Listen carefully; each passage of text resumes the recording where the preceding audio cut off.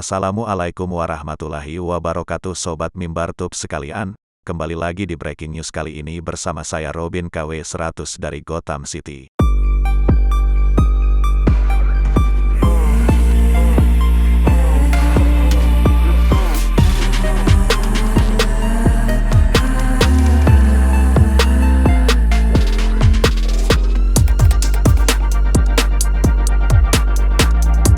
Dikutip dari Pikiran Rakyat, anggota Komisi 7 DPR RI, Mulan Jamila, mengatakan kompor listrik tak cocok digunakan untuk memasak masakan lokal Indonesia. Mulan pun mengkritik rencana pemerintah yang ingin mengonversi gas LPG 3 kg ke kompor listrik. Saat ini, ia mengaku sudah memiliki kompor listrik, tetapi terkadang masih menggunakan kompor gas untuk memasak. Menurutnya solusi tersebut kurang efisien karena hal ini seperti menyelesaikan masalah dengan masalah baru. Mulan mengatakan mungkin solusi ini tidak apa jika diterapkan untuk masyarakat yang dianggap mampu. Bahkan, masakan Indonesia lebih cocok dimasak dengan menggunakan kompor gas dan bukan kompor induksi. Ini saya jujur ya, kapasitas saya sebagai anggota dewan dan sebagai emak-emak. Kami di rumah aja punya kompor listrik, namun tetap tak bisa lepas dari yang gas, karena masakan Indonesia ya beda bukan masakan orang bule yang pancinya ya seukuran gitu aja, ujar Mulan, dalam rapat kerja Komisi 7 dengan Ditjen Ilmet Kemenperin. Mulan Jamila meminta konversi kompor LPG dengan kompor induksi dikaji lebih dalam oleh pemerintah. Anggota Komisi 7 itu menyatakan kompor induksi belum tentu cocok digunakan di Indonesia. Tak hanya itu, Mulan juga khawatir kompor listrik akan membuat tagihan membengkak. Maklum, kapasitas kompor listrik mencapai 1000 watt. Dikutip dari Detik Finance, Menteri ESDM Arifin Tasrif memberikan penjelasan mengenai uji coba kompor listrik atau kompor induksi gratis. Uji coba ini akan dilakukan secara acak. Dia menjelaskan, sebetulnya yang bisa menyerap listrik tambahan karena hadirnya kompor listrik ini adalah kelompok masyarakat menengah atas. Namun, pihaknya juga akan menyalurkannya ke kelompok masyarakat bawah untuk melihat responsnya. Jadi kalau yang sekarang diuji coba untuk masyarakat ya kita random. Tetapi memang yang sebetulnya bisa mengabsorb nanti daya listrik tambahan dengan bayar itu ya menengah ke atas kan, dan menengah ke atas itu kan pada umumnya juga suka kan. Nah, yang masyarakat bawah dicoba beberapa yang paket percobaan ini itu suka atau enggak, kalau suka nanti kita lihat skemanya, paparnya di Kementerian ESDM, Jakarta, Jumat, tanggal 23 September tahun 2022. Ditanya apakah pelanggan golongan 450 VA memungkinkan menggunakan kompor listrik, dia mengatakan, seharusnya dayanya ditambah. Harus ditambah dayanya, ujarnya. Menurutnya, penggunaan kompor listrik ini bisa mengurangi kelebihan pasokan yang dialami oleh PT PLN, Persero. Iya harusnya demikian, kalau kita pasang 10 juta itu bisa menyerap 5 gigawatt ya, imbuhnya. Sebelumnya, pemerintah menyatakan akan membagikan paket kompor listrik gratis kepada 300.000 rumah tangga. Sekretaris Jenderal Kementerian ESDM Rida Mulyana mengatakan keluarga penerima paket kompor listrik ini yang terdaftar di Data Terpadu Kesejahteraan Sosial, DTKS. Rencana itu akan diberikan bertahap pada tahun ini. Paket kompor listrik itu terdiri dari kompor listrik, 1 alat masak dan 1 miniature circuit breaker, MCB, atau jalur daya khusus untuk kompor listrik. Rencananya tahun ini 300.000 penerima. Jadi satu rumah itu dikasih 1 paket, kompornya sendiri, alat masaknya sendiri. Dayanya dinaikin, ujar dia saat ditemui di gedung DPR RI, Selasa, tanggal 20 September tahun 2022.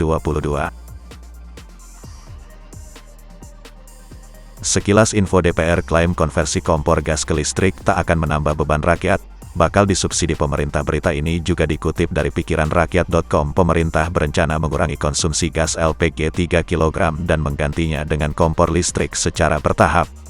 Konversi kompor gas ke listrik ini mulai dilakukan uji coba dan sosialisasi pada tahun 2022 ini.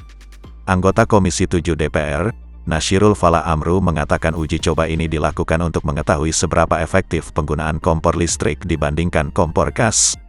Uji coba ini untuk mengetahui seberapa efektif penggunaan kompor listrik ini dibandingkan LPG. Lebih bisa menekan impor gas, atau tidak, kata dia, dalam keterangannya, Sabtu. Anggota DPR Dapil Jatim X ini menjelaskan jika penggunaan kompor listrik tersebut berhasil menekan impor gas, maka akan berdampak lebih baik untuk rakyat. Dia juga memastikan konversi ke kompor listrik ini tidak akan menambah beban rakyat, lantaran pemerintah akan menyubsidi pemberian kompor listrik tersebut.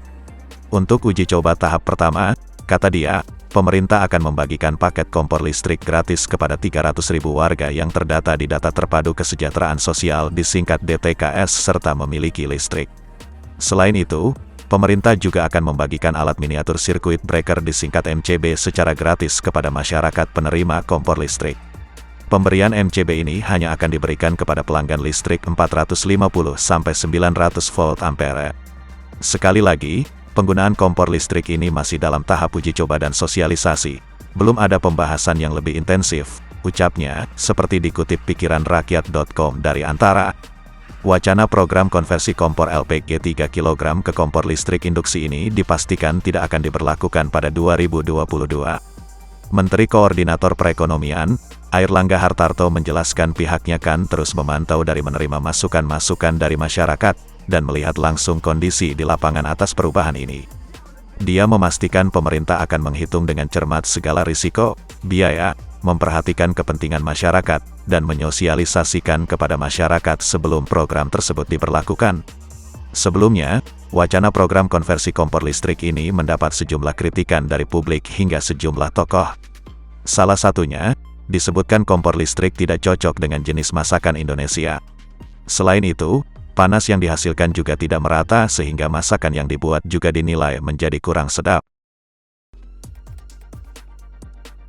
Berikut info penting, ternyata pengusaha ini paling untung atas kebijakan kompor listrik. Dikutip dari lawjustice.co, konversi energi dari kompor gas ke kompor listrik yang dicanangkan pemerintah akan menguntungkan beberapa pemilik modal, salah satunya pengusaha Hartono bersaudara, Michael Bambang Hartono dan Robert Budi Hartono.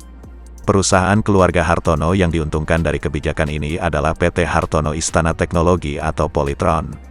Perusahaan alat elektronik ini dikabarkan bakal memproduksi 1 juta unit kompor listrik pada 2023 mendatang. Direktur Jenderal Industri Logam, Mesin, Alat Transportasi, dan Elektronika, Ilmet, Kementerian Perindustrian Taufik Bawazier mengungkapkan PT Hartono Istana Teknologi merupakan salah satu perusahaan yang akan meningkatkan produksi kompor listrik untuk mendukung program konversi gas ke kompor listrik yang dicanangkan pemerintah. Apalagi kini distribusi gas melon bersubsidi ukuran 3 kg mulai dibatasi. Dalam rapat bersama Komisi 7 DPR RI Rabu, tanggal 21 September tahun 2022, Taufik memaparkan sebenarnya tahun ini Indonesia bisa memproduksi 300.000 unit kompor listrik baru. Nantinya kapasitas itu akan ditingkatkan jika pemerintah telah mengeluarkan spesifikasi khusus mengenai kebutuhan kompor listrik pengganti LPG. Melansir website resminya, diketahui Polytron berdiri sejak tahun 1975 di Kudus, Jawa Tengah. Produk pertamanya adalah televisi. Kemudian, pada 1984 perusahaan mengeluarkan audio kompo. Hingga saat ini, Polytron terus mengembangkan produknya hingga menghasilkan berbagai macam peralatan elektronik lainnya. Seiring dengan perkembangan zaman, Polytron turut andil dalam mengembangkan produk kesehatan dan kendaraan listrik, EV. Hingga kini, Polytron berhasil meraih berbagai penghargaan dan tetap fokus pada research dan development untuk mencapai misi dan visinya ke depan. Nama Hartono bersaudara memang sudah tak asing lagi di dunia industri di Indonesia. Majalah Forbes dalam tajuk Indonesia's 50 Richest baru-baru ini menobatkan Budi Hartono sebagai orang terkaya di Indonesia dengan total kekayaan 38,8 miliar dolar Amerika Serikat. Robert Budi Hartono atau Oi Hawi Chong adalah putra kedua pendiri perusahaan Jarum Group Ooi Guan. Dia lahir di Semarang, tanggal 28 April tahun 1940. Perjalanan di dunia bisnis dimulai Budi Hartono muda saat dirinya mewarisi perusahaan yang hampir bangkrut di usia 22 tahun dari kedua orang tuanya. Saat itu Jarum yang berpusat di Kudus mengalami kebakaran hebat dan di tahun yang sama Ooi Guan juga meninggal dunia. Namun, di tangan dia dan sang kakak, Michael Bambang Hartono, perusahaan itu berbalik arah dan sukses menguasai pangsa pasar dalam dan luar negeri. Amerika Serikat menjadi importir terbesar perusahaan rokok ini. Setiap tahun sekitar 48 miliar batang rokok atau sekitar 20% dari total produksi nasional diekspor ke negeri Paman Sam tersebut. Jarum kemudian berkembang menjadi grup bisnis dengan melebarkan sayap di bidang agrobisnis, investasi, media, dan properti, serta teknologi.